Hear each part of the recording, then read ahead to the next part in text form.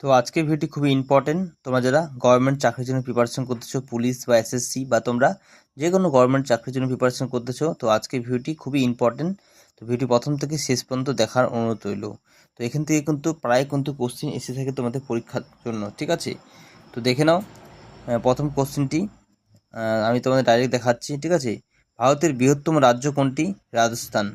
দ্বিতীয় এবং তৃতীয় স্থানে রয়েছে মধ্যপ্রদেশ ও মহারাষ্ট্র। এরপর দেখতে পাচ্ছ ভারতের ক্ষুদ্রতম রাজ্য হচ্ছে গোয়া। তারপর দেখতে পাচ্ছ তোমরা সিকিম এবং ত্রিপুরা। ভারতের ক্ষুদ্রতম কেন্দ্রশাসিত অঞ্চলের নাম হচ্ছে লাক্ষাদ্বীপ, ঠিক আছে? সর্বাধিক রাজ্য সীমানা স্পর্শ করেছে যে রাজ্যটি, সেটা হচ্ছে উত্তরপ্রদেশ। দেখতে পাচ্ছ 8টি রাজ্য এবং একটি কেন্দ্রশাসিত অঞ্চল, সেটা হচ্ছে দিল্লি, ঠিক আছে? তারপর দেখতে পাচ্ছ সর্বাধিক জনসংখ্যা বিশিষ্ট রাজ্য হচ্ছে উত্তরপ্রদেশ।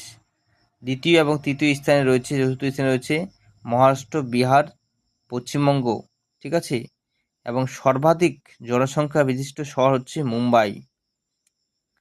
সর্বনিম্ন জনসংখ্যা বিশিষ্ট রাজ্য হচ্ছে সিকিম, ঠিক আছে? মানে সর্বনিম্ন বলতে সবচেয়ে কম জনসংখ্যা বিশিষ্ট রাজ্য হচ্ছে সিকিম।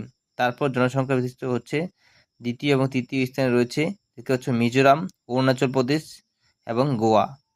ভারতের মোট রাজ্য সংখ্যা হচ্ছে 800, ঠিক আছে? অ্যাজ পার আগস্ট 2014, 28টি রাজ্য এবং 8টি কেন্দ্রশাসিত অঞ্চল, ঠিক আছে? গুজরাটের কচ্ছ ভারতের বৃহত্তম জেলা, ঠিক আছে? ভারতের বৃহত্তম জেলার নাম যদি আসে তো সেটা হচ্ছে গুজরাটের কচ্ছ, ঠিক আছে? খুবই ইম্পর্টেন্ট প্রশ্ন এগুলি, তোমাদের পরীক্ষাতে কিন্তু প্রায় আসে থাকে। তো তোমরা কিন্তু এই কোশ্চেনগুলি খুবই ভালো করে দেখবা, ঠিক আছে? তো এরপর দেখতে পাচ্ছ ভারতের জনঘনত্ব হচ্ছে 382 জন প্রতি বর্গ কিলোমিটার, ঠিক আছে? এবং দেখতে পাচ্ছ সর্বাধিক জনঘনত্বপূর্ণ রাজ্য হচ্ছে বিহার। তার দ্বিতীয় এবং তৃতীয় স্থানে রয়েছে পশ্চিমবঙ্গ ও কেরালা, ঠিক আছে? পশ্চিমবঙ্গ 1028 বর্গ কিমি, ঠিক আছে? সবচেয়ে বেশি। তো ভিডিও ভালো লাগলে লাইক করবে, চ্যানেল নতুন হলে সাবস্ক্রাইব করে পাশে বেল আইকন অবশ্যই ক্লিক করে দিবে এরকম ভিডিও নোটিফিকেশন সবার আগে পাওয়ার জন্য।